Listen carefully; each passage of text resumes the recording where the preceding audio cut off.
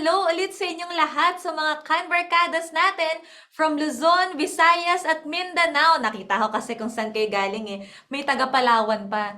Ayun, welcome to our second day ng Design and Diskarte Talks for Entrepreneurs brought to you by Canva and DTI. So, sino dito ang present kahapon? Type present in the chat kung kasama namin kayo at kung nag-enjoy kayo kahapon. Sige nga, patingin.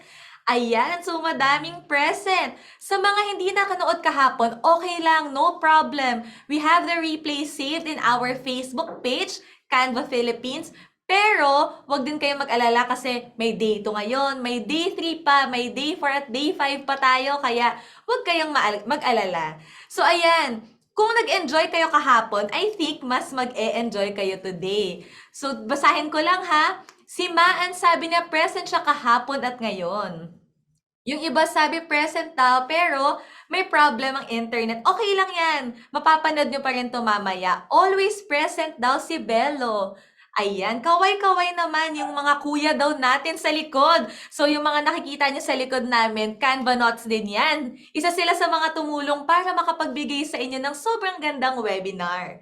Ayan, tapos present daw sila yesterday and today and forever, sabi ni Claudio. Sabi mo yan ha, aabangan kita hanggang Friday. Dapat may comment ka pa din. So ayan, si Fina, sabi niya present siya sa live yesterday at present naman siya sa Zoom today. We actually encourage all of you to join sa Zoom para mas kita namin ang mga comments ninyo. So kung nanonood kayo sa live ngayon tapos wala kayo sa Zoom, our engagers will actually share the link sa chat para makasali din kayo sa amin sa Zoom. So ayan, tignan ko lang din. Okay, second day daw, let's go. Sabi nung iba, mag-start na daw tayo kasi excited na daw sila. So I guess, eto na. For those who are new today, let me introduce myself. I'm Nice. I'm one of the community managers here in Canva.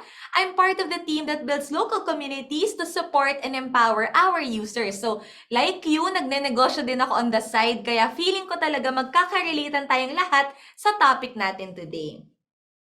Some reminders lang, stay till the end kasi madami talaga kaming sorpresa para sa inyo. Keep the chat active kasi hindi kayo mag-isa dyan. Siguro nakita nyo na. Joining us here in the chat are my teammates Mitch and Nix. They will be with you to answer some of your questions, but may Q&A session din naman tayo mamaya, kaya make sure to comment your questions as we go along. Malapit na tayo mag-start. So ayan, pero icebreaker muna tayo. Kahapon, tinanong ko kayo anong favorite nyong ulam pag umuulan. Ngayon, what's your favorite ice cream flavor? Yan, natanong ko to kasi napakainit ng panahon lately. Yung kahit umuulan-ulan, medyo mainit pa rin, no? Parang di ko na sure kung nasan pa ba tayo, summer pa ba or hindi na. Ayan, kaya usapang pampalamig muna tayo. So, ayan, again. Anong paborito nyong ice cream, ha? Type them in the chat. While waiting for your answer, sige, ako muna. Ako alam niyo sa totoo, ever since Rocky Road, tinry ko na mag-iba ng flavor eh. Kaya lang, kahit anong gawin ko, Rocky Road talaga yung nasa puso ko. Oh. Ayan. Okay, tingnan natin. Si Romelyn, cheese ang sa kanya. Si Jason, cookies and cream. Ayan. Si Janelle, cheese, cashew, makapuno. Oh, bongga. Si Jessica, avocado. Actually, ako rin. Parang gusto ko rin yung avocado. Ayan, si Marinil, double Dutch. Yung isa kong office mate, ang favorite niya, sili ice cream. May nakatry na ba nun sa inyo? Ayan, okay, tingnan natin. Si Brainer, sabi niya, gabi flavor. Wow, saan makakakuha niyan, Rainer? Tikman nga natin. And then, si Anna Marie, yung sa kanya, chocolate chip with whipped cream. O yan, sobrang dami. Thank you so much actually for your answers. At dahil sigurado akong gising na kayo, chinek ko lang talaga kung alive na alive kayo today. So we can start. Yesterday, we talked about the basics of Canva, graphic design, and Canva for Teams. Today naman, we'll talk about branding and social media mastery. So, excited na ba kayo? Ayan, kasi ako dahil sigurado ako na uuwi kayo ng madaming baong skills na magagamit for your negosyo. Kaya naman, hindi ko na patatagalin pa. For our first topic, we have invited Yuni. Yuni is a brand designer at Canva and also a design teacher at the university. Through her work at Canva, she empowers other teachers to learn and love design so they can express themselves creatively in their classrooms. Through her work as a teacher, she integrates empathy, volunteerism, and social impact into her classes' design projects. She also has championed projects on equality, education, and edutainment as a youth advocate. O, diba? Bonggang speaker natin ngayon. So, iparamdam naman natin ang Canva love sa chat, and let's call on Yuni.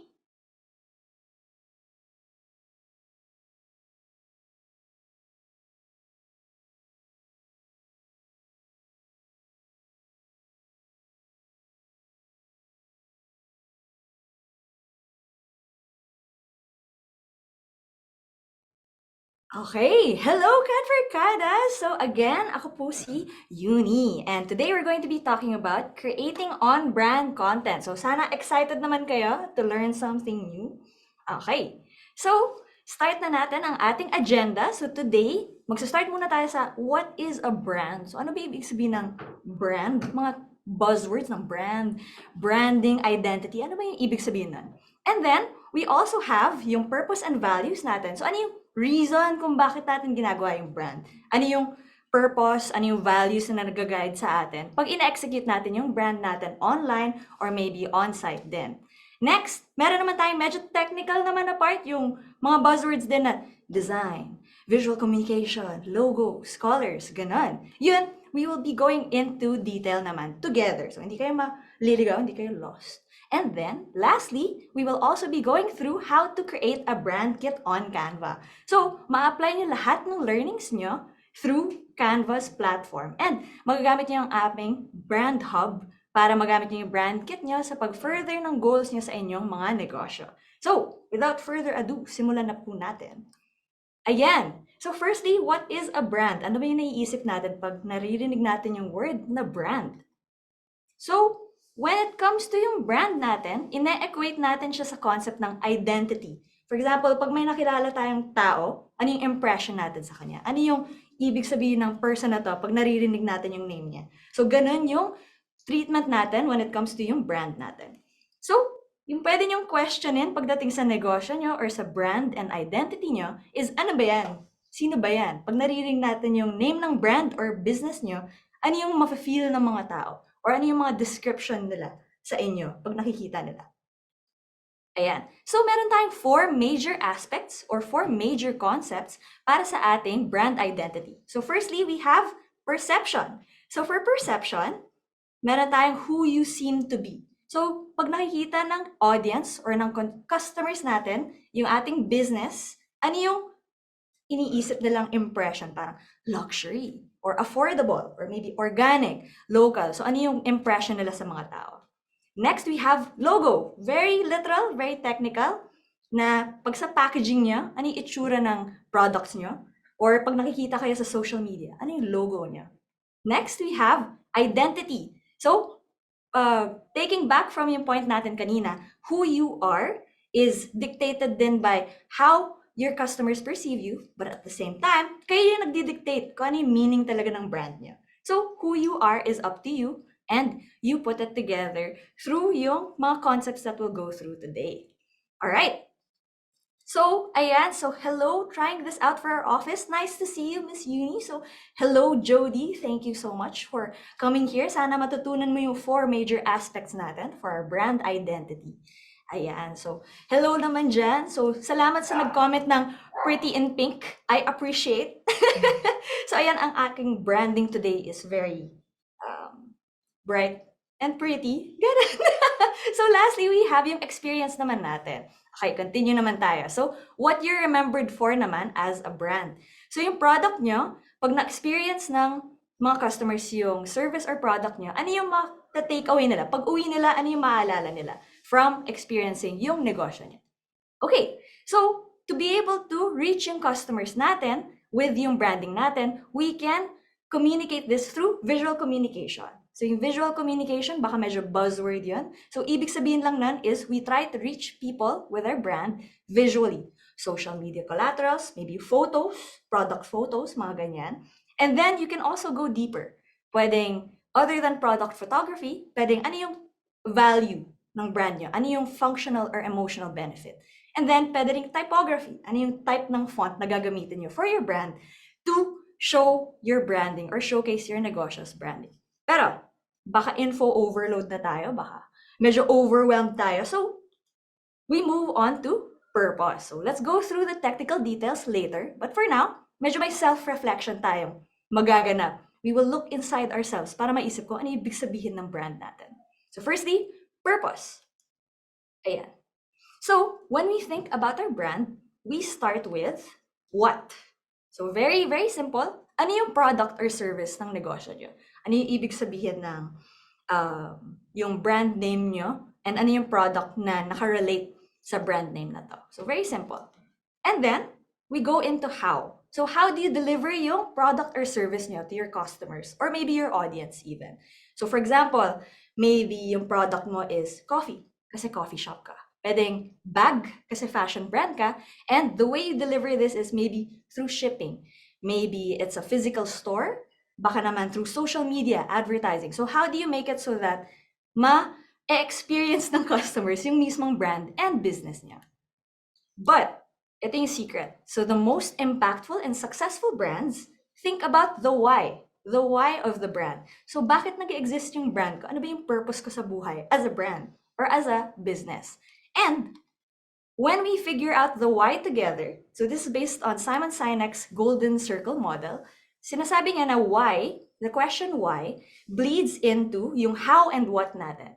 So pag yung why, okay, ito na yung ibig sabihin ng brand ko, it also informs how do I communicate my why or my purpose to the customers. And then lastly, na-affect niya yung packaging, yung branding, yung logo, or yung mismong product natin. Okay, so create products that enrich people's lives. Here's the first example. So for Apple, yung why nila is they want to enrich people's daily lives, and so they create products like yung devices nila. Next, what about Nike? Meron din silang why. Their why is to bring inspiration and innovation to every athlete in the world. So hindi lang siya sneakers yung product namin. Yung why nila is they want to inspire and show yung innovation ng mga products nila, and yung how nila is connected to their why. Lastly, spoiler alert, yung ating positioning statement or yung ating purpose dito sa Canva is empowering the world to design. So yung point ng brand is gusto namin, yung why ng brand rather, is gusto namin mag-empower yung mga tao na mag-design for themselves or to be able to design independently. And in that case, na-inform niya yung what and how ng brand or app product namin. Okay, so a bit of a reviewer lang. So yung why natin is our purpose for the brand. So questions, what is your cause? What do you believe in? If you were the brand, what do you believe is important to you? So important ba that you reach out to people? It's important na makarelate yung mga tao sa brand. Next, we think about the how. Yung how is our process. So specific actions taken to realize the why. So once we figure out yung why ng brand natin, how do we deliver this feeling to yung customers natin?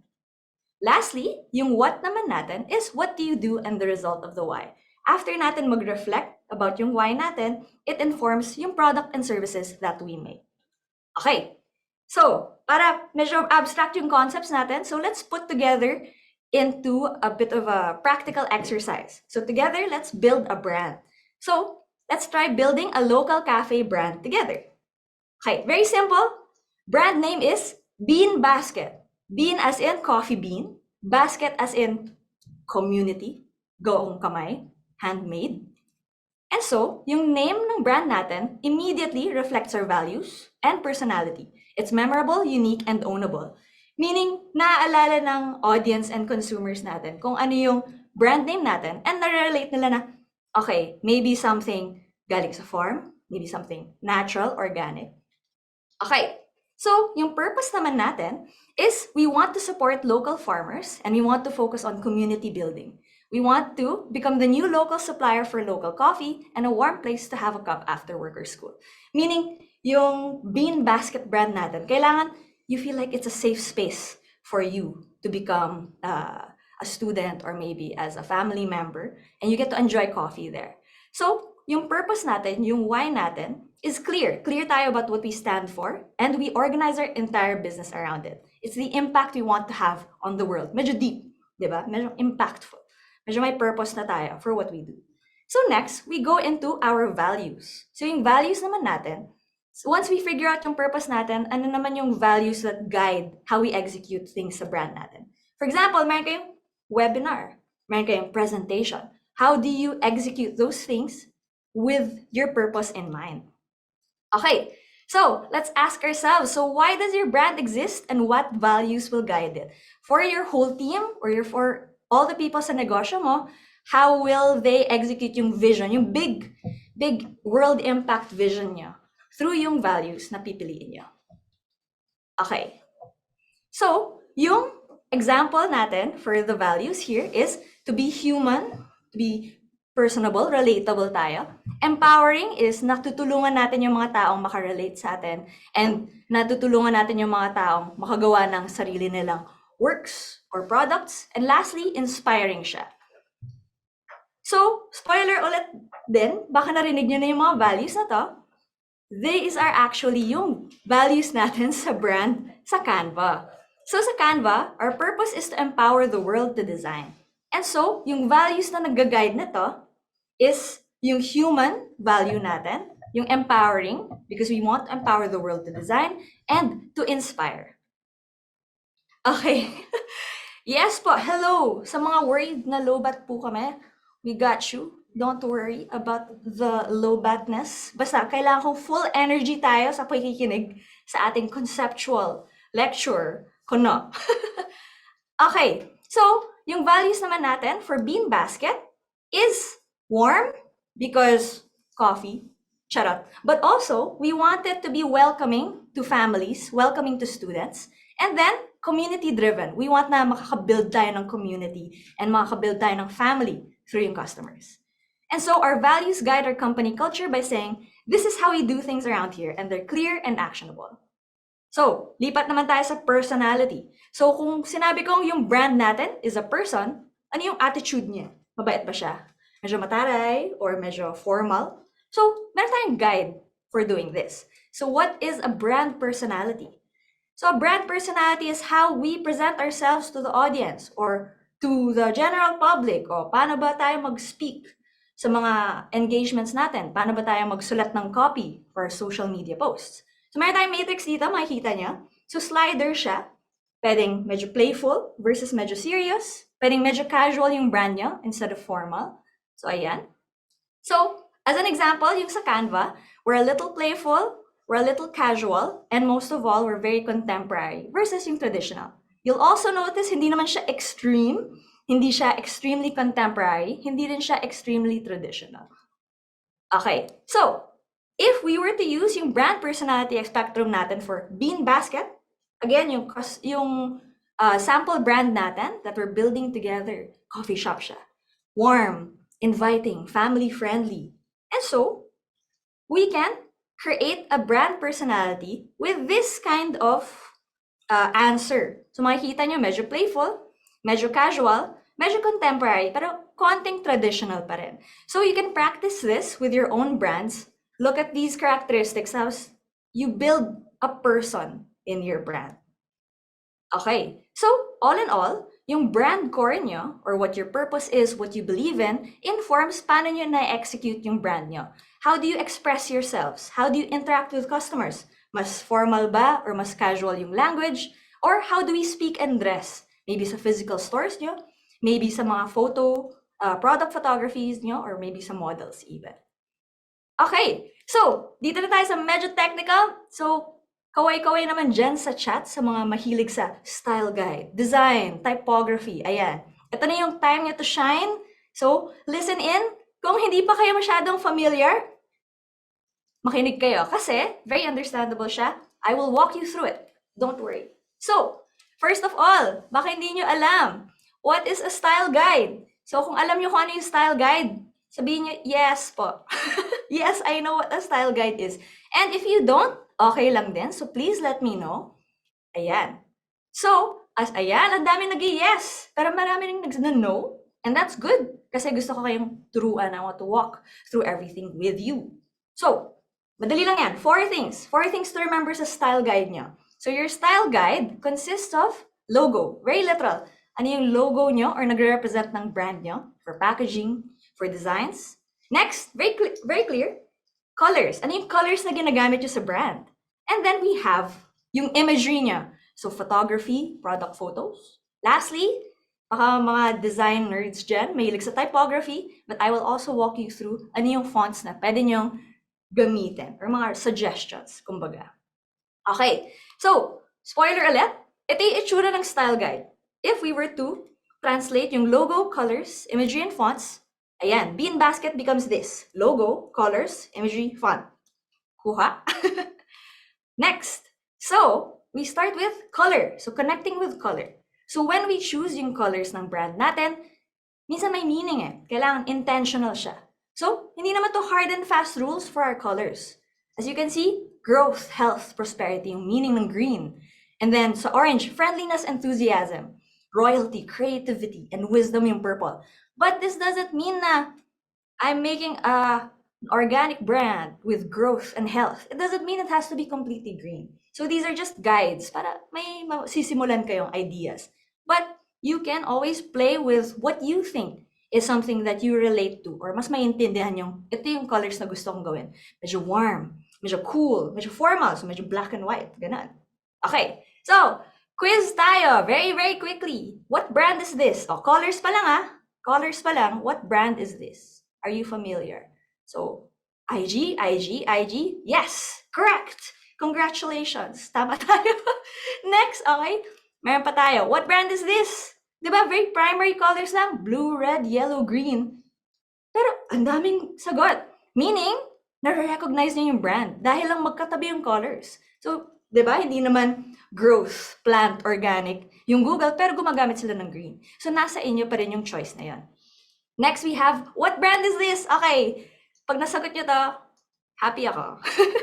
Okay, what brand is this? You'll also notice my illustrations din to help, diba? It helps with yung brand recognition natin. Of course, Canva. Maraming masaya. Maraming extra letter A's sa Canva kasi excited sila. Okay, so if we were to go to yung brand natin na bean basket, coffee siya eh. Coffee, warm, inviting, hindi masyadong dark. So primary colors natin would be brown and white. Meaning, primary colors meaning ito usually yung gagamitin natin, but we have the option to use accents. Secondary colors, maybe for the text. Maybe minsan gagamitin ko siya for this post. So secondary colors natin, very warm, very grass, family, diba? Locally sourced coffee. So medyo ochre, medyo wooden, ayan. And then we have yung green. So our colors differentiate our brand from competitors and have the right associations in the minds of our customers. Okay, next. Typography, finding the right font. Ito, baka maraming nag-struggle dito. Fonts and typography, very important for recognition and also communicating to your audience. So, ito, tingnan niyo yung note na to. I will always find you. Very cute, normal. Oh, ito. Di ko pinalitan yung colors. Just the characteristics ng font. Ano yung itsura? Katakot, creepy, horror. Dahil lang sa change ng font, ang laki ng impact. And so, here are some characteristics that you can try using for your fonts. So may introverted, medyo extroverted, neutral or personality.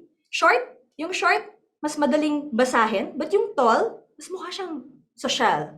Mas mukhang elevated yung brand. We have simple versus decorative, and then we have sans serif and serif. So walang very specific rules for choosing your fonts, pero may personality rin pala ang font choices. Okay, so please choose fonts that complement each other. And pag nahihirapan kayo, buksan nyo lang yung Canva app, and you can check dito sa left side tab ng design app natin is yung text options. So may combos na dyan. Pwede niyang simulan, and you can change the fonts as you wish. So medyo may idea na kayo kung saan kayo mag-start. Next, okay, so kung nag-struggle pa rin kayo, that's no problem. Find more inspiration on our website, Design to Match. Okay, so ina-update namin yan, and they're just fonts that are matched together, tapos may specific prompt. For example, Filipino signages or ukay, diba? Okay, so for yung bean basket natin, we have droid serif, medyo serious, pero medyo casual pa rin yung style. And then for yung secondary font natin, we use Univar kasi madali siyang basahin because we want a bigger audience. And so a brand font that is used consistently will become as associated with your brand just as much as your logo. What does this mean? Ay, magandang questions. Yung mga questions natin, please direct them to us later on our show today kasi meron po tayong Q&A portion. But ayan, font choice matters talaga, di ba? And what I mean by mas associated rin siya with your brand just as much as your logo is, yeah, surprise. Ito yung mga fonts ng mga brands na to. Pero wala pang name ng brand. Pero nare-recognize nyo kaagad. Ayan, pag nilagay ko yung logo, na-appreciate nyo kaagad na ang laki pala ng impact ng font choices natin. For example, yung sa Spotify, sa Twitter, may specific fonts silang ginagamit na nagko-complement rin sa logo style natin. Okay, next we have styling your imagery. Hindi lang siya picture-picture lang, hindi siya any lang na lighting. We have to be more intentional, di ba? Gumawa tayo ng purpose, gumawa tayo ng values, and so na-inform niya yung execution natin ng kahit photos. And so, dito sa imagery, we have yung illustrations natin, how we illustrate objects maybe sa menu or maybe sa social media post natin. Is it funny? Is it cute? Is it easy to understand? Minimalistic? And then next, we have yung photography. How do we take photos of our events, our services, or our products? So, important yet lahat. Okay, so, dito sa bean basket, yung sample natin dito is medyo family-centered. So, may people lagi, always in the warm sunlight. Tapos yung sa product photography natin, very focused on the product mismo, not overstyled yung shoot, pero kita lang yung ingredients lagi. And then, next we have yung graphic elements. So yung illustrations natin, very easy to understand, very clear, and gets na coffee bean siya, gets na leaf siya, gets na basket siya. Okay, next, design a logo. Very quickly lang, let's go through what it's like to design a logo. Very important and very point of struggle for a lot of us. But I hope na dahil guided na kayo sa purpose nyo, mas madali na siyang i-experience. So, first we can try making a word mark. So, yung font lang and yung name ng brand. We have yung symbol or icon. So, maybe for Apple, Apple siya. Surprise. Pero na-recognize nyo kaagad.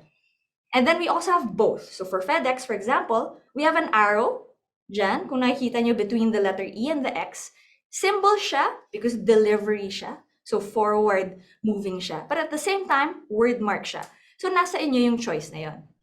But, if you're still lost, you can actually start a new file sa inyong Canva app and you can select logo agad. And then, you can go through our templates to see samples of logos. And then, you can even search for specific words for your business. So, kunwari, coffee for coffee shop. You can also create a text-based logo. So for example, ito, ginamit ko yung Droid Serif. I use the brown. And then nilagay ko lang yung illustrations na babagay sa brand natin. Using the correct colors then, we're able to create a really simple and really straightforward brand kaagad. So ayan, logo na siya. Easy to read, easy to understand, aligned with our purpose and values. Lastly, sa mga advanced tip na to, if you already have a custom-made graphic, you can actually export it as SVG and import it into Canva, and you can immediately edit the colors. Ayan, ulitin natin. You can edit the colors. Kunwari, you need the black version of your logo. Dahil SVG is compatible with Canva, you import it and you can change the colors anytime you want. Ayan. And so, complete na ang ating logos. We have a black version ng logo, icon lang, or maybe a horizontal one for yung letterheads natin or email signatures. And so, ito yung itsura ng style guide natin. We've completed it. But, what if I tell you, mas madali na siyang gamitin dahil sa brand hub natin. So, sa Canva, you can actually upload your brand kit, which we'll go through in a bit. Instead na meron kayong PDF, tapos titignan nyo, ano nga ba yung font ko dito? Ano ba yung colors ko dito? Plak, lalagay ko yung hex code ng colors. So, ang daming steps, but with brand hub sa Canva, madali na lang lahat. And for all of the members ng inyong negosyo, madali na rin siyang i-execute. Okay, so try to stay on brand with Brand Hub on Canva. So marami tayong mga advantages when we use yung bago nating Brand Hub. Firstly, you can create your brand kit. So when you create your brand kit, you can upload yung logos nyo, yung text nyo, yung other assets nyo. You can also design between the brand guidelines. Maglalagay kayo ng brand instructions na, okay, bawal gamitin yung black logo version nito sa colored post, for example. So makikita ng buong team yan. You can fine-tune with brand control. Kunwari, there's someone on your team, gagawa lang siya ng presentations. So, gusto niyo hindi niya pwedeng palitan yung font. Hindi niya pwedeng palitan yung colors. Pwede niyo siyang i-switch on and off for specific people. Or meron kayong malaking campaign, bagong brand. You can also stay organized with brand folders by putting all your files there. Next, you can create brand templates for your team to use. And lastly, you can perfect designs with Template Assistant.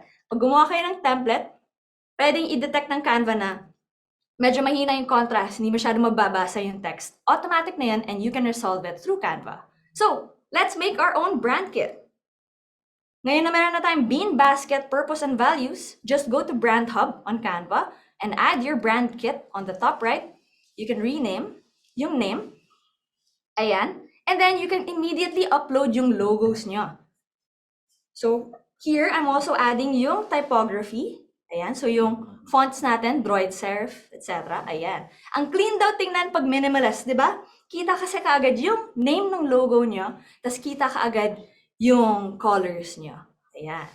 Okay, so another trick, you can actually right-click the logo and it'll detect the logo colors. Tas yun na yung brand colors nyo kaagad. Hindi nyo na kailangan i-type masyado. Okay, di ba? Mind-blowing. Okay, so for example, na-build nyo na yung brand kit nyo, nandun na yung logos, nandun na rin yung colors, and so we can now create yung brand kit natin and then use it for yung social media post natin, or maybe sa packaging. Here's an example. May template tayo sa Canva, and then you can even shuffle your own brand kit color palette to change yung look niya while still being on brand. And then you can also add your logo, you can add yung fonts niya, change yung colors, and ayan na. So, madali lang gumawa ng posted works visual communication, di ba? Yung na-mention natin kanina, through yung brand kit nyo. And so, you can also upload your photos. Ayan. Product photo natin is yung coffee. And pwede nyo siyang palit-palitan dahil sure na kayong align siya sa brand hub nyo. Okay. Next.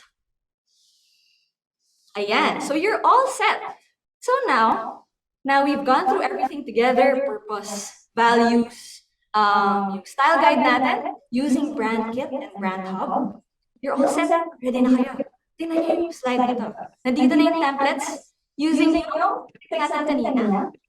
Ayan. So, going back, ayan, nakikita niyo may signage, merong IG story, merong long form story, merong poster. Tapos, ang dali rin yung gawin. Dahil napapadali yan. So, yung ideas nyo with your branding, yung gusto nyo gawin sa branding nyo, we're just helping you get there better, get there faster, in a way that's comfortable for you. Na, okay, I have control with the colors, I have control with the logos, tapos idea ko pa rin to. And then we just help you execute your brand the way you want it to be seen. Para yung identity nyo is, yun talaga, tumpak siya sa gusto nyong i-communicate sa mga tao. Ayan. Alright, and so, if you're still a little lost, don't worry. Meron rin tayong resources for you to experiment with, learn asynchronously rin when it comes to yung business resources natin. So here, you can actually go to canvaph.com/businessresources or scan our QR code. So you'll see here mga sample templates for different areas ng negosyo. Pwedeng coffee, pwedeng gym.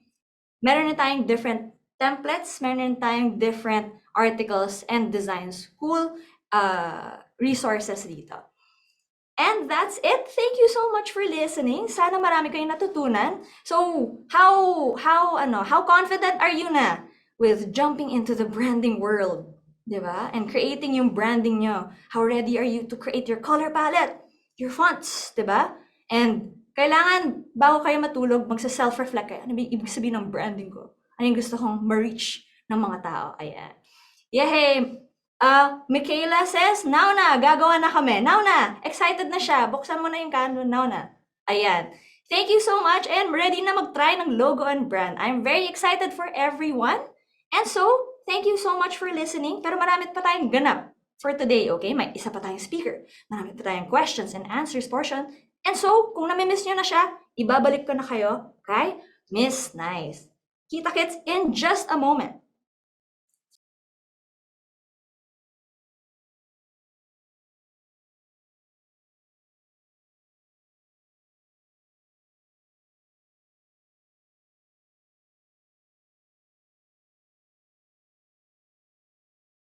Ayan, thank you so much for a super wonderful session, Yuni. Napakadami nagsabi ng TIL.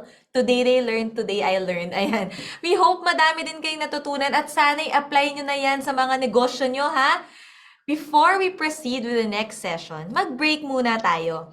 May sasabihin muna ako sa inyo. Some of you may know this already. Yung iba narinig na before. Yung iba kahapon lang. But again, Canva Negosyantens 2023 is set to happen starting this June and we are inviting all of you to join us. Watch this!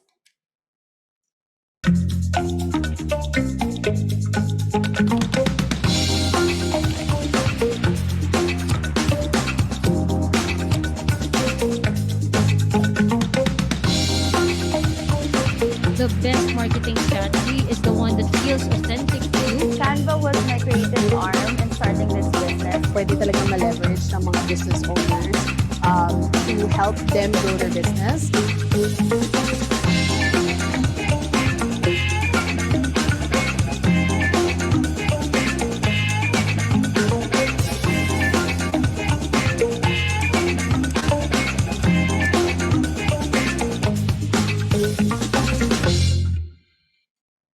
So ayan, we have lots of things in store for you, but bago ang lahat, we are looking for interested merchants to join us in our upcoming Canvazar this August 2023.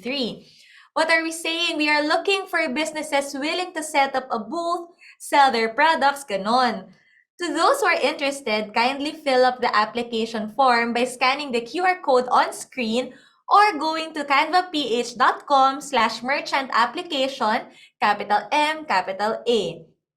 Reminder lang that we're still in the early stages of planning. This is just a call out for interested merchants. We're still finalizing the specifics, but please stay tuned in our pages for news and updates. Screenshot nyo na to or save nyo na yung link. Our engagers will share the link sa chat din para you can save for later.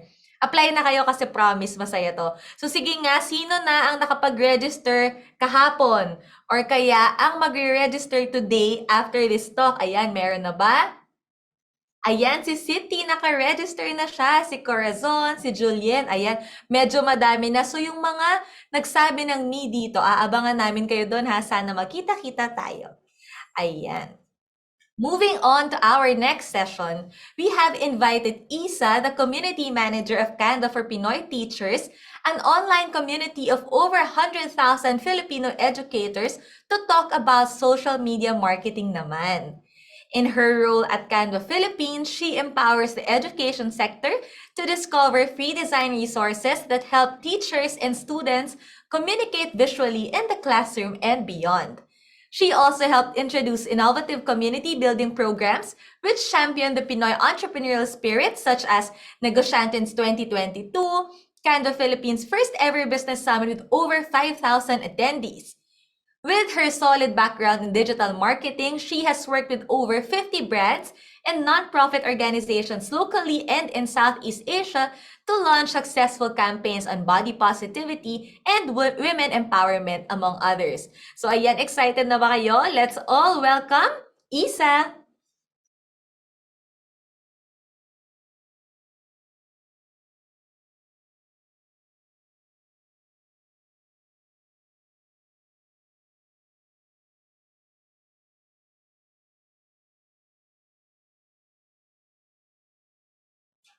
Ayan! Good evening, everyone, and welcome to day 2 of Design and Diskarte Talks. Ayan, again, I'm Isa, and I want to thank all of you for taking the time, no, to be with us here tonight. Ayan, so far, no, natutunan natin ng Canva 101 with Ishana yesterday. So, sa mga present po yesterday, kaway-kaway naman kayo dyan sa comments. Tapos, natutunan din natin ng Canva for Teams with Chris. Ayan. Tapos, kani-kanina lang natutunan natin ng branding basics with Yuni. Yuni. Ayan, marami pa kayong matututunan, kaya tutok lang kasi we're gonna talk about social media marketing for madiskarteng negosyantes and freelancers like you.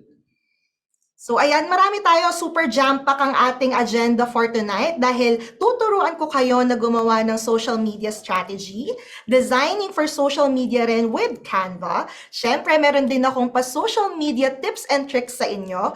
At syempre, building your online community. Napaka-important yan. Pag-uusapan natin yan lahat later.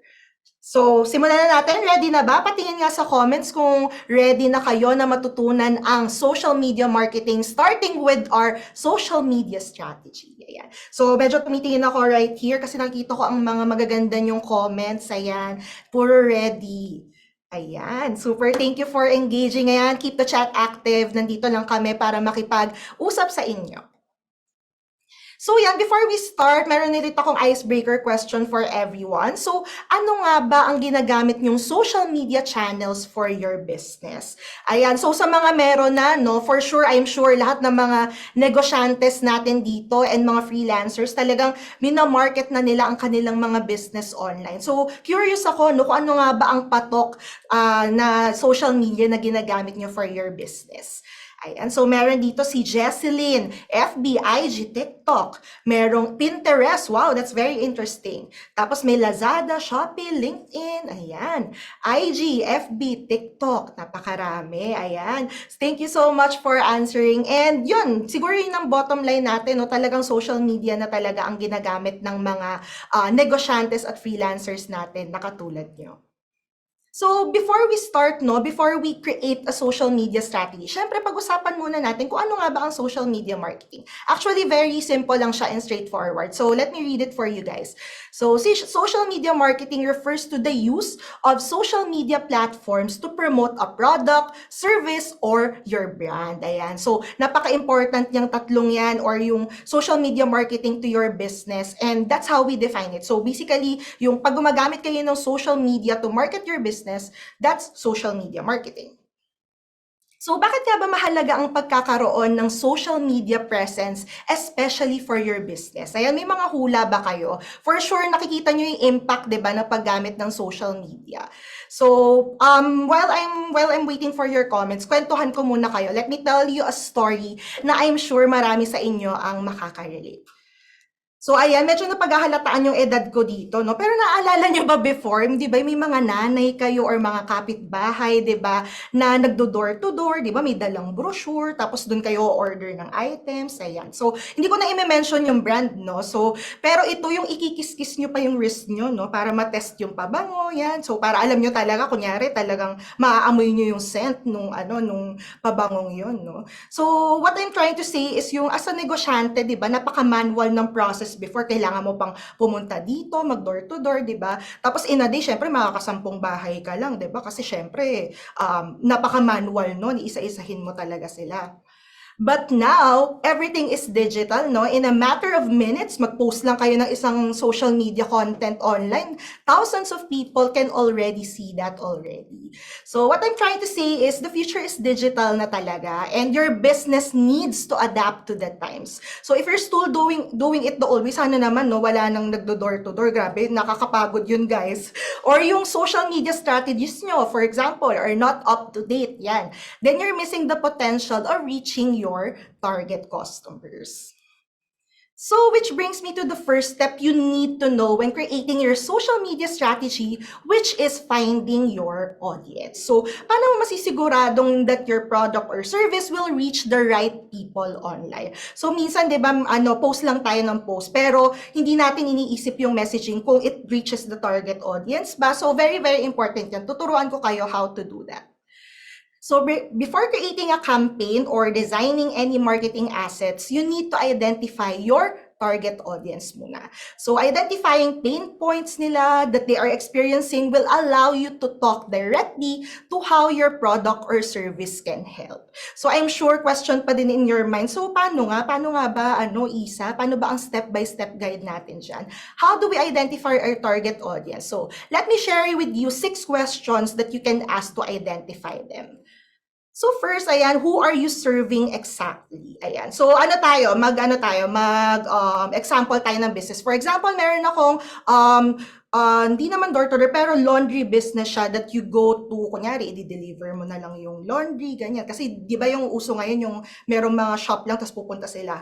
Ang unique sa business na to is sila yung magde-deliver nung laundry to you, di ba? So, pwedeng ang sinaserve natin or who are we serving exactly is kunyari yung mga busy, di ba? Yung mga working moms, yung mga yuppies, or mga young professionals. So, pwede nyo rin itong i-apply itong questions na to your own business. Second naman, what are you trying to solve for them? So, ano nga bang sinasolve mo for them? So, usually, itong mga target audience natin na to, wala na silang time to do that for themselves kasi busy na sila na mag-alaga sa family nila, sa mga anak nila, or yung mga young professionals, pag-uwi, pagod na. So, gusto na lang nila na yung mga ganitong task, someone will do it for them. And third, what do they value? So, since busy nga sila, they value time. So, yung as much as possible, kung mas marami silang time na masisave, mas better for them. And what do they care about? So, ito yung feel ko, if we are trying to really be subjective here, siguro ang binavalue nila is their family time, diba? Syempre, mas magfo-focus sila on what matters, diba? And less on chores, diba? And yan, what do they struggle about? So, ano nga ba yung pinag-struggle nila? Yeah, wala silang time, diba? Like I mentioned, diba? And lastly, who do they trust? Syempre, yung mga tinatrust nila is yung, kunyari, narinig nila sa kapitbahay nila na nagbibigay ng brochure, diba? For example, parang maganda magpa-laundry dito, hahatid na sa'yo yung laundry mo to yourself. Ayan. So, that's just an example, and you can actually apply that to your own business. Ayan, may nabasa akong comment. Sana may maka-imbento na pwedeng ikis-kiss ang screen para maamoy ang perfume. Oo nga, no? Hindi na madala dun sa digital yung ganon. Okay, so going back, another way that you can identify your audience is syempre by conducting a survey with your current customers or potential ones. So ask them to take part in a survey with something in return. Kunyari, magpa-giveaway kayo, ganon. So through this, we can get data about their demographics, ayan, yung age nila, gender. Ask them about what platforms do they use para alam nyo din kung saan kayo pinaka mag-a-allot ng time and energy. So ask them what they are interested with, anong gusto nilang matutunan, and so on.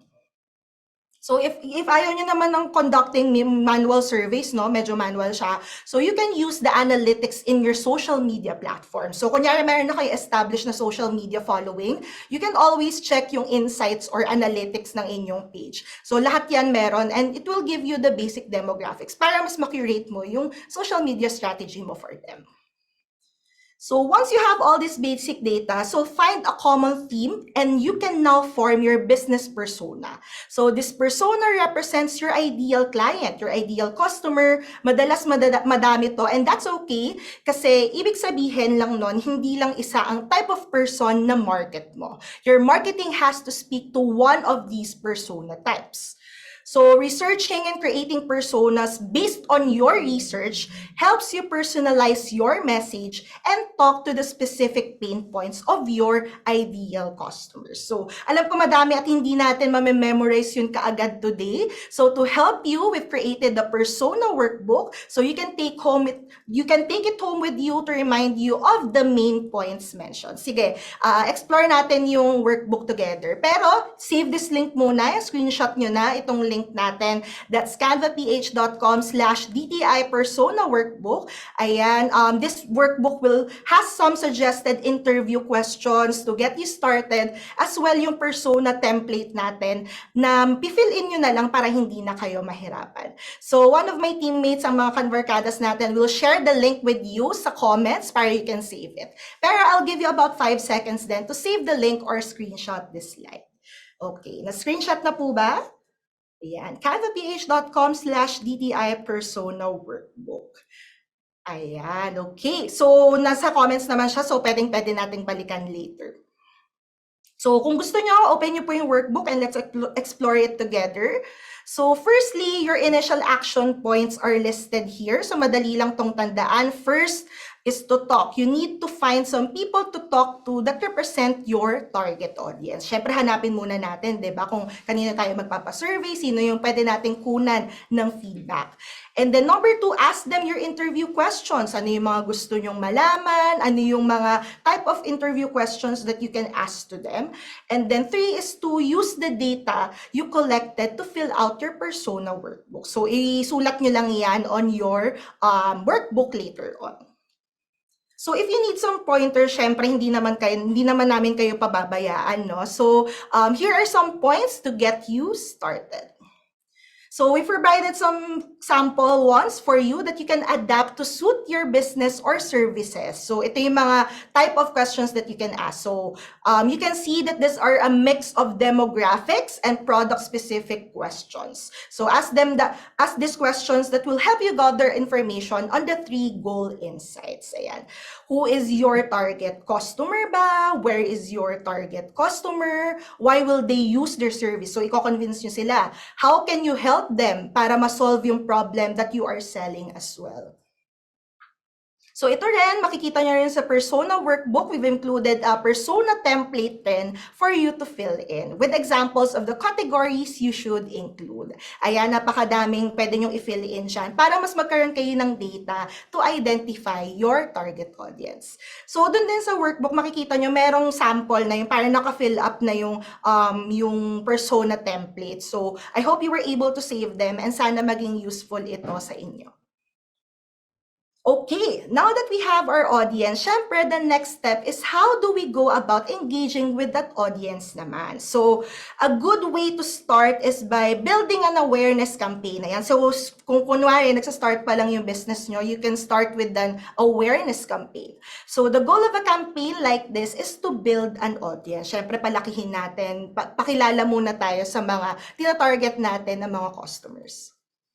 So, when designing a marketing campaign, it's good to know the marketing funnel. Ayan, huwag kayo masyadong ma-intimidate sa marketing funnel because it's very, very simple. Pero sino po ba yung familiar na sa marketing funnel? Patingin nga po sa comments natin. Ayan, yung awareness, consideration, conversion, narinig nyo na po ba to? Ayan. Wow, that's very, very good. Marami nang familiar about what a marketing funnel is. So, ang idea ng marketing funnel is basically to move people through the funnel. So, magsa-start muna tayo sa awareness and then i-convince natin sila na i-consider ang ating product. And lastly, convert them to loyal customers or even to try your product. So, yon, yung syempre for every step of the funnel, merong different needs yan, yung audience nyo. So, right now, we are only talking about the needs relevant to getting people into the funnel, which is raising awareness. So, to build awareness, you need an engagement tactic to bring your audience in. So, ano nga ba yung pwede natin gawin to do that? So, we can do a giveaway contest, di ba? Pwede kayong mag-partner with an established brand, ganyan, that complements your business para you can bring their audience in sa negosyo nyo. So, another tactic is to boost content on social media, di ba? Super cheap lang yan to invest in and the returns are very high. So, last example ko sa inyo, pwede kayong gumawa ng TikTok videos or even Reels, tapos demo nyo how to use your products. Diba? Ang lakas makabudol nun eh. Kahit ako nagigilty ako sa ganun, diba? Pag nakikita ko tong video na to online, tapos nakikita ko how it's being used, kunyari damit, paano siya mafi-fit sa isang tao, nako-convince din ako na bumili. So, that is an engagement tactic that you can try. So yan, recap muna tayo. So far, we have identified our target audience, tapos defined our engagement tactic for an awareness campaign. So ang next step naman natin is to choose the right platform for your social post. So yung iba't ibang platform, syempre, suit different needs din ng mga audiences natin. So syempre, kailangan mo i-market yung iyong business on the platform that your audience uses the most. So, how do you decide nga ba which platform to prioritize? So, kanina nakita ko parang may iba na multiple yung presence nila on FB, on Instagram. So, I'll give you 3 tips kung ano yung pwede nyong i-prioritize or how you can define or choose your social media platform.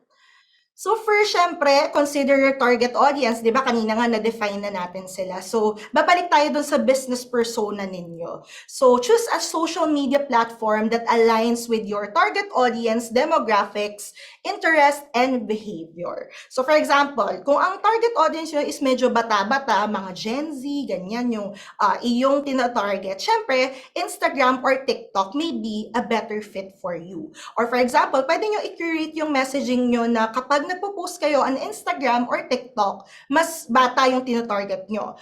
If you want to rely heavily on promotion siguro, you can use Facebook, and that's the way to go talaga. Kapag gusto nyo maka-reach ng medyo older market, then nasa Facebook sila. So you can, you can choose, you can use both platforms, but you need to also adjust your messaging on each platform. Hindi pwede na kung ano yung pinost mo sa Facebook, yun na rin sa Instagram, kasi iba yung target audience ng both channels. And second tip ko sa inyo, syempre, i-research nyo yung competitors nyo, kung ano yung social media presence nila, to see which platforms they are using and how they are engaging with your audience. So, hindi ko naman sinasabi na gayahin nyo, ay ganito yung ginagawa ng kalaban kong brand, gagayahin ko na lang. Syempre, ang ma-advise ko siguro sa inyo is to research your competitor and make yours better. So, parang kumbaga kukuha ka lang ng insights on how they're doing it and how you can stand out from your competitors on the online space. So it will give you insights on which platform are most effective for your industry or your niche as well. And last and definitely the most important is syempre to evaluate your goals. So, yung different social media platforms nga have different strengths, meron din silang limitations. So, consider what you want to achieve with your social media presence, kung brand awareness ba ang gusto mo, lead generation, or kung gusto mo bang kunin yung like contact details nila, that's what lead generation means, or customer engagement ba, gusto mo ba silang makausap, mag-engage with them, get to know them, and choose a platform that can support those goals. Ayan, so now alam na natin no, who we're talking to, yung ating target audience, ano yung i-offer natin to get them to engage with us, and ano yung mga platforms na ating gagamitin. So ito na, it's time for the fun part, creating your social media strategy. So I hope nandyan pa kayo because this part is very, very important. And I'll give example on how you can create one for your brand. So the key here is to keep your strategy simple. So we can do that naman by ensuring our campaign strategy includes these 4 steps. So 4 steps lang, napakasimple. First is to define your offer. So, followed by identifying your audience for the social media campaign. And then third is to set your goals on what you want to achieve with the strategy. At ang last step natin is to list down the executions or kung ano ba yung mga gagawin ninyo to achieve these goals you've set. So, let me show you an example.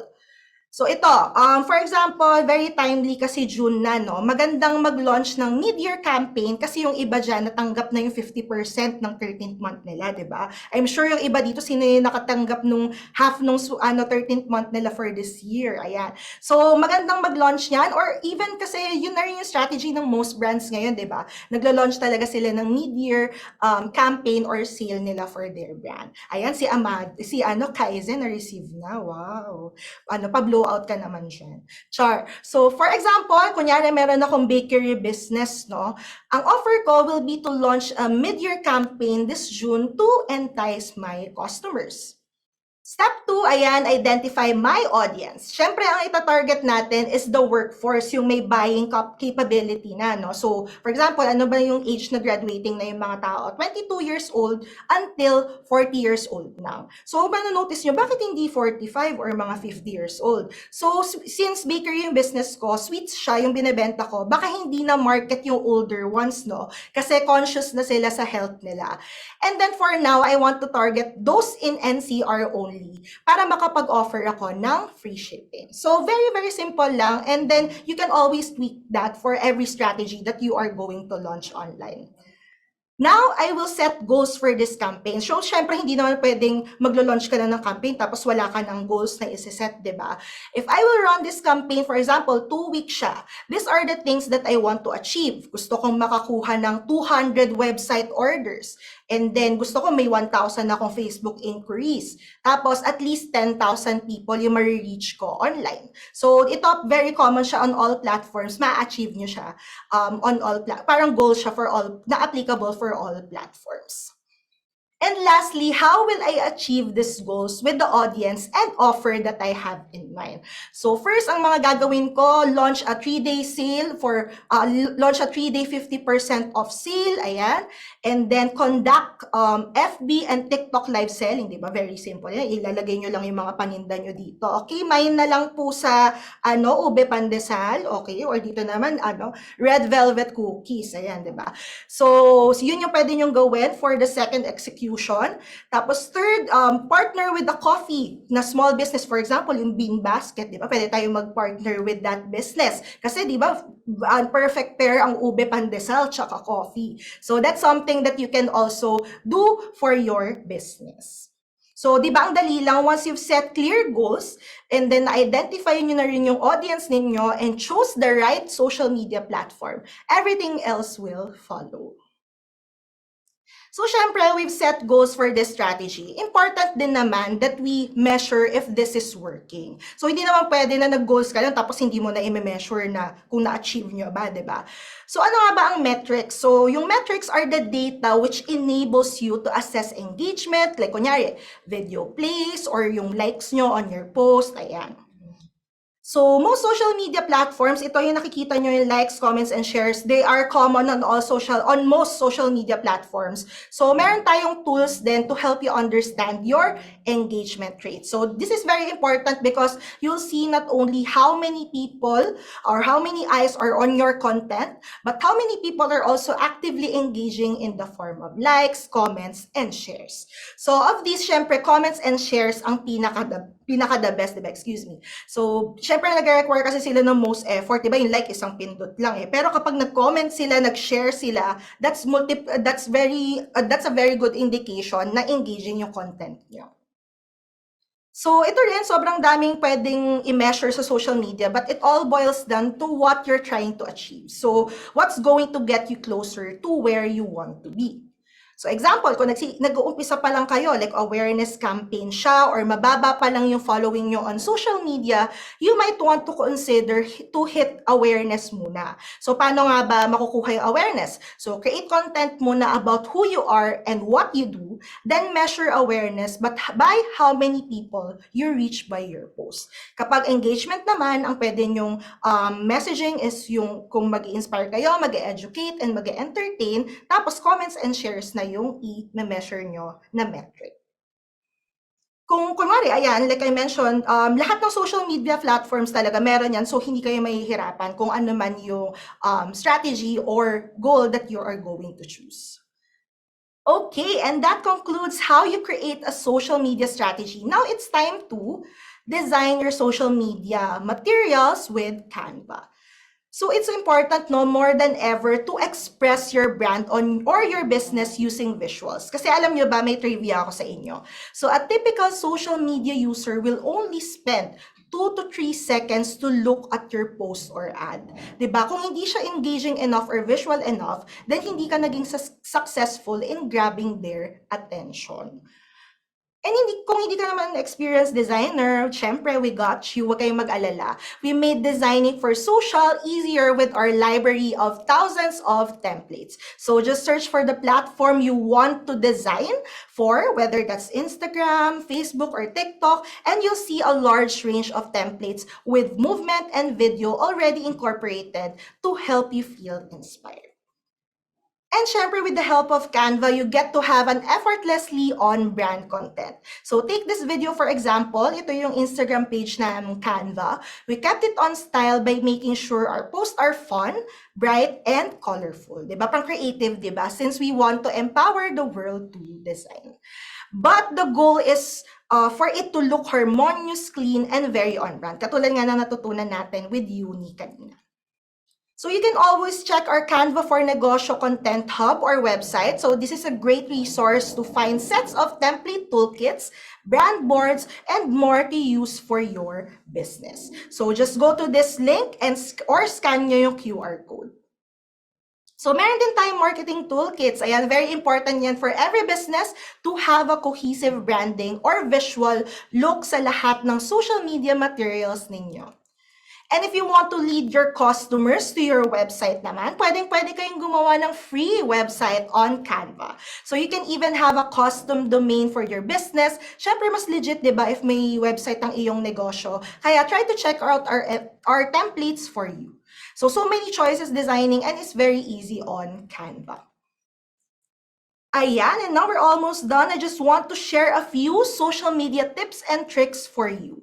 So first is to maximize the Canva visual suite. Ayan, kung ano yung makikita nyo sa homepage. So you can maintain awareness by posting regularly across all your social media channels. So that means a lot of content creation. But luckily, Canva can help you build marketing for all your channels. So with templates to support you, whichever channel you're designing content for. But how will you come up with fresh content every week? It's wise to think further ahead and plan with a structured approach.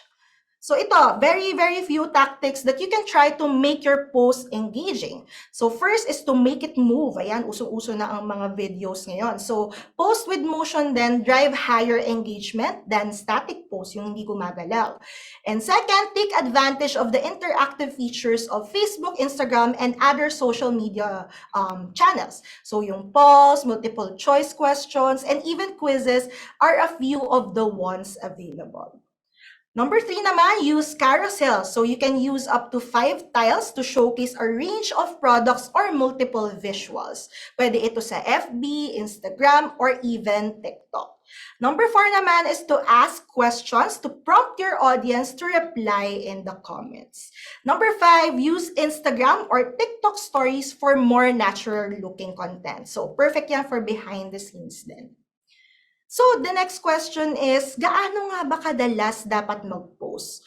So, most platforms now don't show content chronologically anymore. So, madaming pwedeng makakita talaga.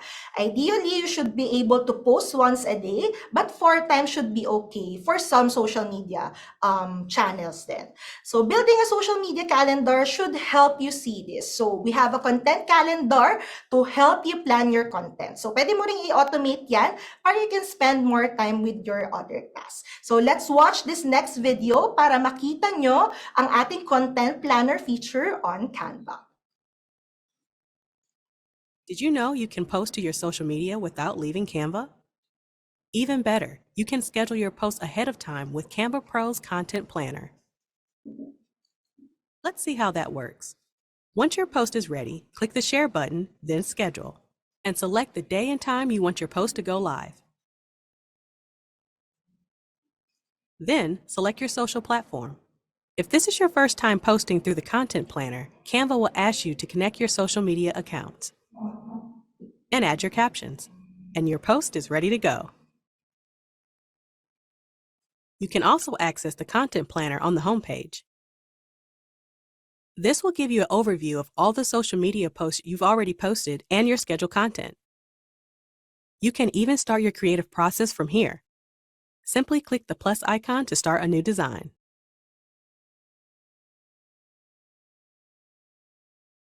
Want to know how your posts are doing? View insights from the Content Planner. Click on your post. Under the Insights tab, you can access all the analytics and get valuable insights into how your content is performing. With Canva Pro, you have all you need to become a social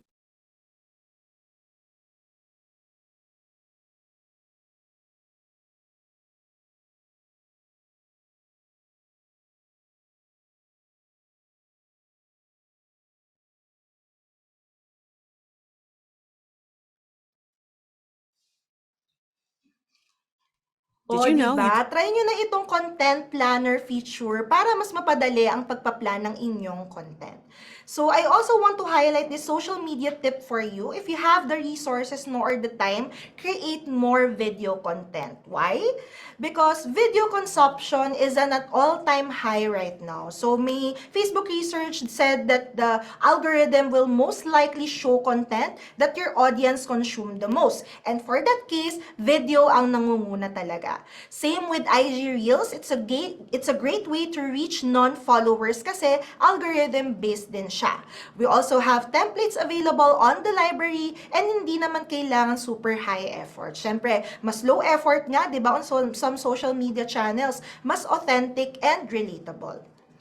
So, let me show you a few examples, no, our top 3 performing videos that we have posted on our TikTok account recently, and then I'll explain why it worked.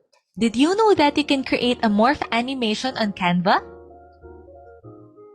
All you have to do is duplicate the page, move and resize the element, open animations, tapos piliin yung match and move. And then after nun, pwede nyo rin i-adjust yung duration or speed, depende kung paano nyo gusto.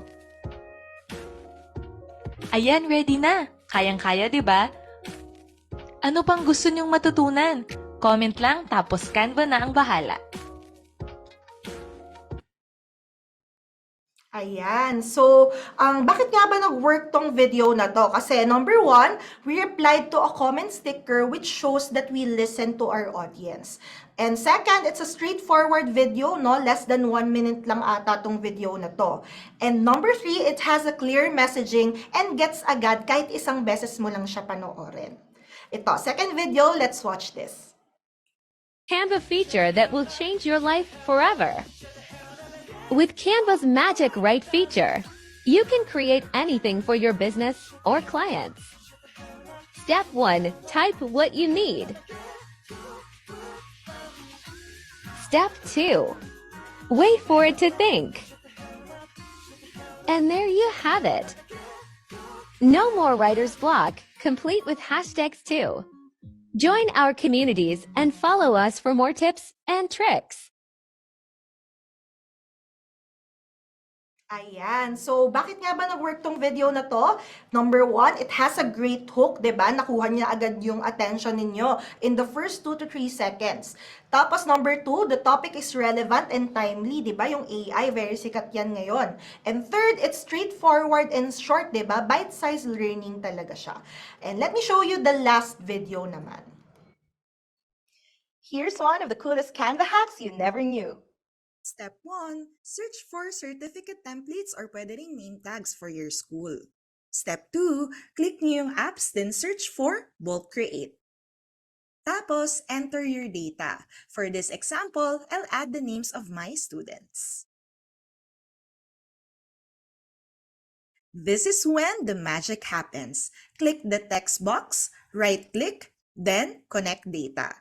Tapos, select the data field you want to create multiple copies of. Charan! Di ba ang dali lang? Join Canva for Pinoy teachers for more tips and tricks. Okay, bakit nga ba siya nag-work, 'di ba? Number 1, impressive hook, 'di ba? Nakaka-curious, 'di ba? And it also solves a problem for the user. Number 2, it shows step-by-step guide and in multiples of 3 din para madaling tandaan. And number 3, meron din siyang CTA sa dulo to follow or join kunyari shop now, ganyan, or book now, yan. So, yan, we're on our last part. Medyo tumagal tayo ng konti, but I hope you're still there. Ang last part natin ay building your online community. Very important to, no? So, but first, I want you to know the difference between growing your followers and growing your community. So, followers, they engage passively with content, whereas a community naman, mas regular yung engagement niya. Usually, members of your community are those that are already in love with your brand and you would want to stay in the know, or who would want also to stay updated sa kung anumang ganap ninyo. Followers naman are fast to get, but growing an engaged community is worth the time and effort you put into it from the beginning. So ito, always engage with your community and be clear with your call to actions. Kausapin mo sila, paggawa ka ng activity from time to time. Para again, feel nilang active yung brand mo and actually, pinaka-importante sa lahat, that you care for your customers. Hindi lang yung pagkabili nyo or pagka-avail lang ng service ninyo, babay na, diba? So make them feel that they are heard and when you talk to them, make it sound very human. I want you to remember this. So treat your business or brand like it's a person. That's the recipe for gaining loyal customers, because apart from selling them your product or service, you are also selling the experience of having one. So always put your community at the forefront of everything you do, kasi magugulat ka when you listen to them. You actually get really inspiring stories about their experience with your brand or service. Sila ang priority mo dapat, because iyon naman talaga ang rason, 'di ba? Why we do our side hustles or yung business natin, 'di ba? To resolve a problem for our clients and customers.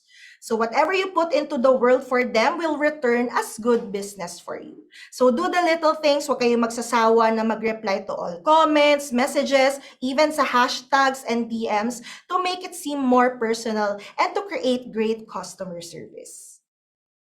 And that's it, ayan. Sana po may natutunan kayo, and I would love to read some of your comments, no? Feel free to send some reactions to to this talk. So, yan.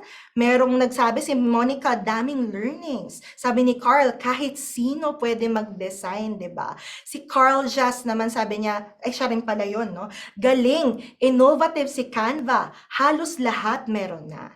Ayan. Sabi ni Chrislyn Chu, saan po makikita yung mga videos na yan? Abangan nyo, pwede rin yung mapanood ito sa ating Facebook page.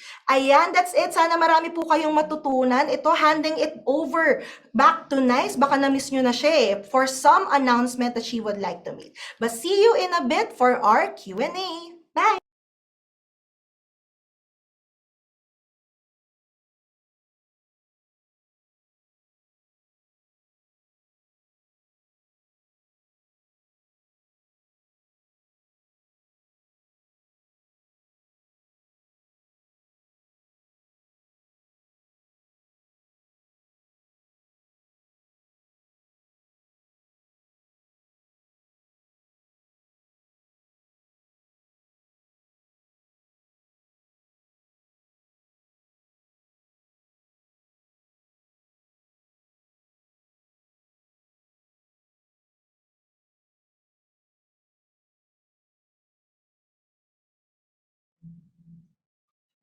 Ayan, thank you so much again, Isa. Sigurado ako na madami kayong gustong subukan i-apply sa negosyo niyo after today's session.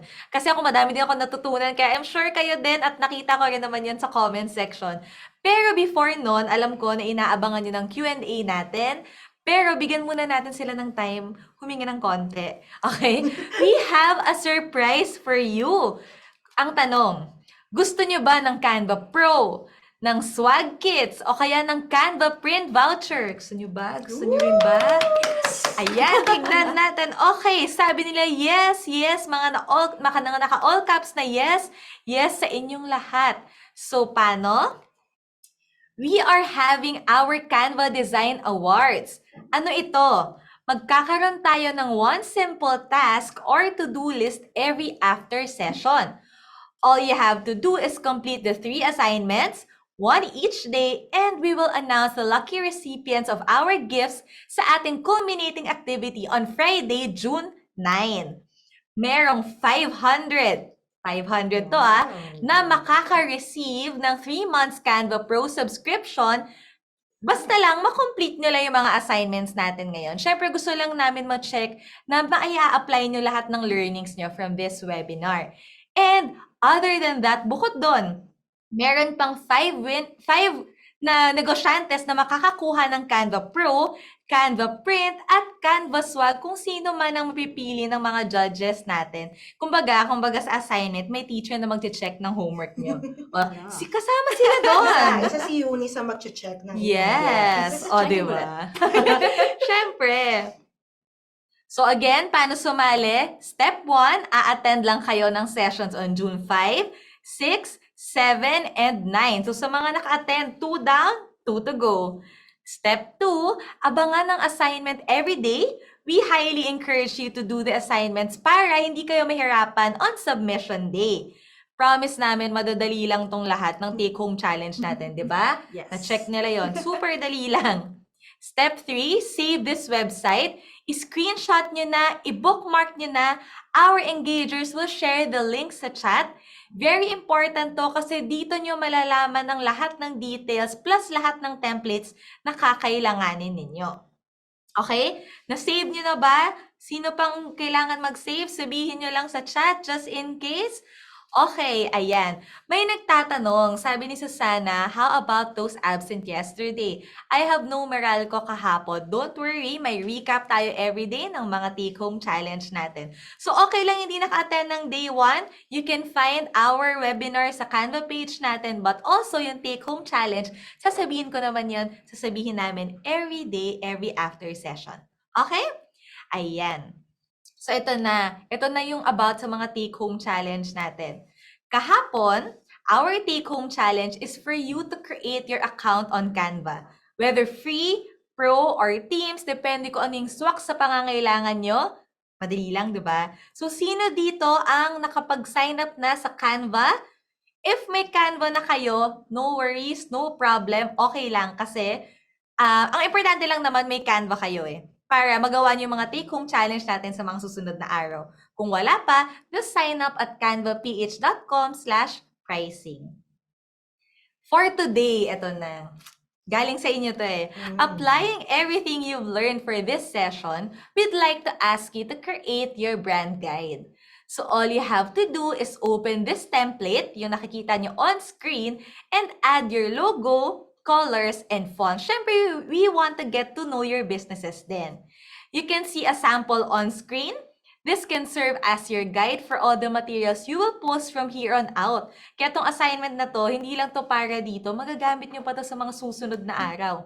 Okay? Ayan, at para na din sa magiging, ayan, build your brand kit and save this template kasi you will use this again for tomorrow. Okay? I-save niyo yung template na yan. Diyan nyo na gagawin. I-check na ni Yuni ang homework niyo.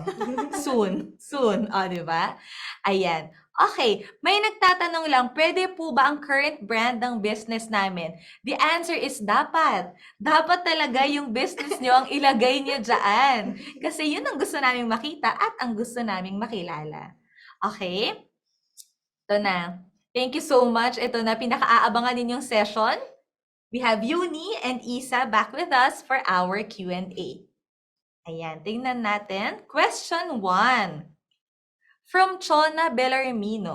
Sabi niya, is this okay? My brand is a product. Ang product daw niya ay healthy salad dressings.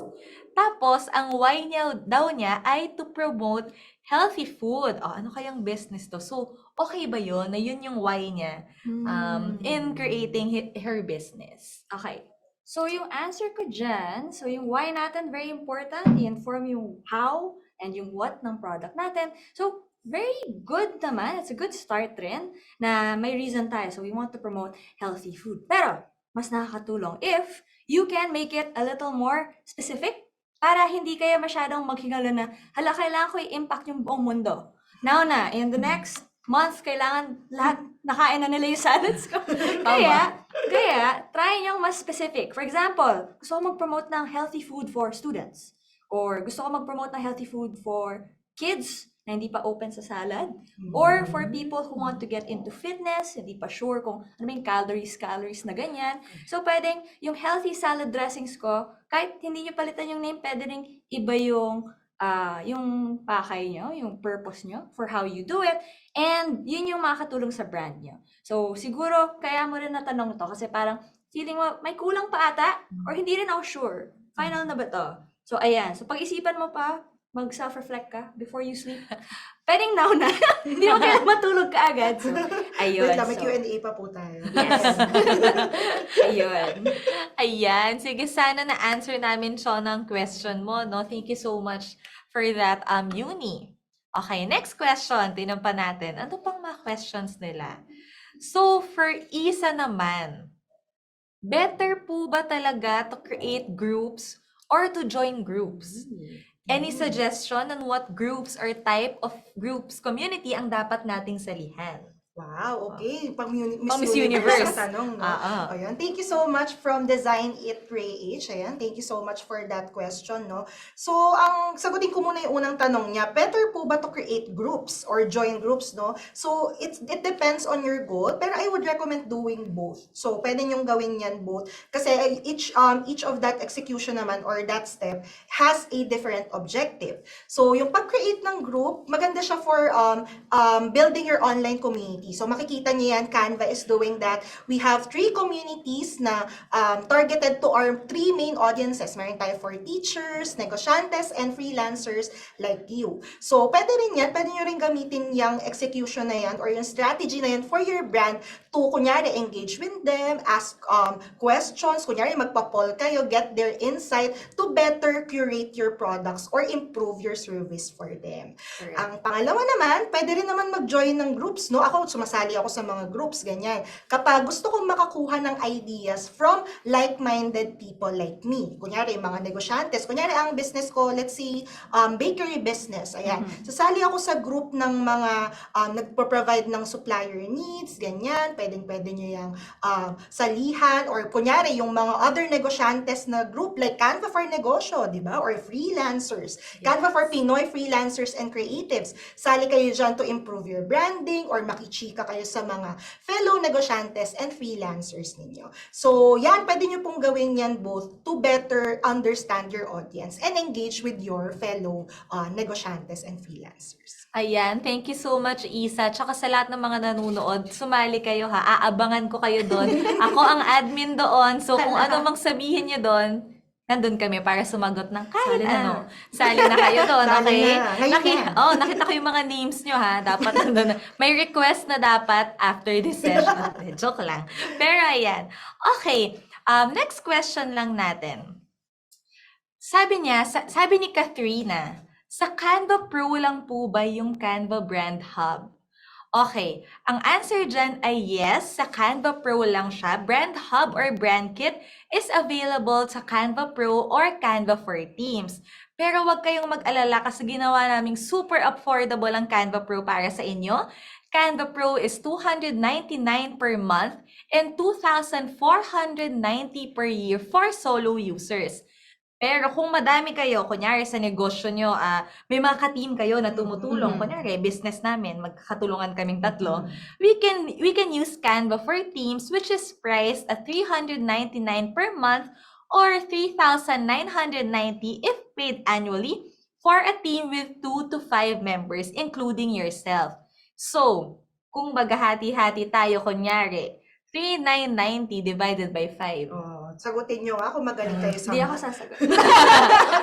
Magkano yon? Lalabas na almost 80 pesos na lang per head. Kaya, mag-Canva for Teams na kayo. Sobrang daming perks ng Canva for Teams. If you want to know yung perks about Canva for Teams, you can watch the replay of our webinar yesterday. Okay, yun lang. Next question. Ito naman, from Crystal Dominguez. How do we know what fonts complement each other? Siguro, let's have Yuni naman to answer. Pang Miss Okay. Universe Okay, din. thank you for that wonderful question. Ayan. Okay, so medyo complex siya kasi it comes with yung experience nyo from yung nakikita nyong brand. So, kung may naiisip ko yung brand in your head, for example, Google, madali siyang basahin yung logo and yung font na ginamit doon. Ang ginagamit ng Google is sans serif, meaning hindi siya super fancy, hindi siya complicated yung pagkagawa ng letters. Meanwhile, yung serif naman, mas kamukha ng font ng Wikipedia, for example. So, mas formal, mas strict, mas maraming lines sa ends ng mga letters. So, when you try to choose things that are complementing each other, parang madali ba siyang basahin? So, pwedeng yun yung secondary font nyo, sans serif, ganon. And for your madaling combo is, yung primary font nyo, is something a little more impactful. Parang mas maalala ko. For example, Facebook or yung Instagram font, parang mas naalala natin yung personality. So, a safe choice, kung mas medyo overwhelmed kayo sa mga font combinations, is to choose yung primary font na very impactful, very memorable, and then, sa body text or sa secondary font, yun yung gagamitin nyo for yung long text ng posters or yung mga mahabang binabasa. So, mas simple, mas Google, mas close to that, mas madaling mabasa. And a quick hack of sorts, pag tinitingnan nyo yung fonts, is if you look at the lowercase letter A, yung maliit na letter A, not the all caps, makikita nyo na, paano ba i-drawing? Ganyan siya. A. Tapos meron ring A na ganyan. May kudlit na ganyan sa taas. So if you can see na both fonts have the same style ng letter A, mas parang nare-recognize ng brain mo na bagay sila together kasi hindi siya mahirap basahin. So, ayun. Okay? Very small trick. So, yes.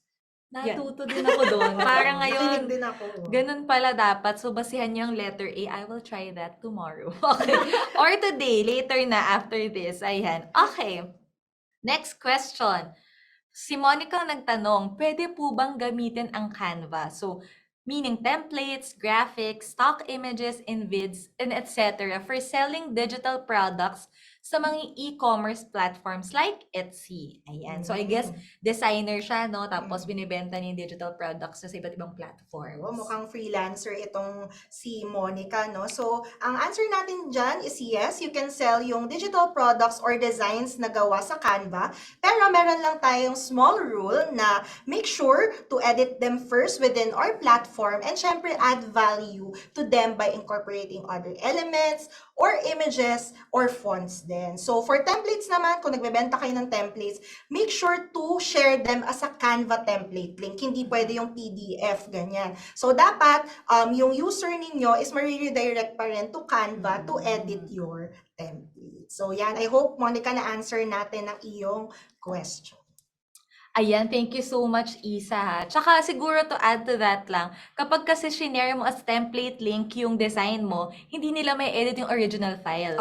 So kahit anong gawin nila doon, sa'yo pa rin yung original. Okay. And ito lang, last lang, kasi I saw someone ask, parang about to sa Canva Design Awards, no? Kasi nakita ko madaming gustong sumali. Nagtatanong lang sila, paano daw kung wala pa silang business? Aspiring ones. Magsa-start pa lang. So, okay lang ba daw na yun ang ilagay nila dun sa homework nila or sa take-home challenge? And the answer to that is a resounding yes. Pwedeng-pwede naman talaga, syempre. Gusto rin namin makita ang mga pinaplano nyong business. Okay. That concludes our Q&A kasi as much as we'd like to answer your questions, wala na tayong time. And of course, I'm sure gutom na rin kayo kasi dinner time na. Yung mga questions na hindi namin nasagot, feel free to drop them in our communities. So to all freelancers and creatives out there, we are inviting you to join Canva for Pinoy freelancers and creatives. At kung negosyante naman kayo, business owner, feel free to join Canva for Negosyantes on Facebook. So yun lang, that's it for today. See you all tomorrow as we talk about photo and video editing naman.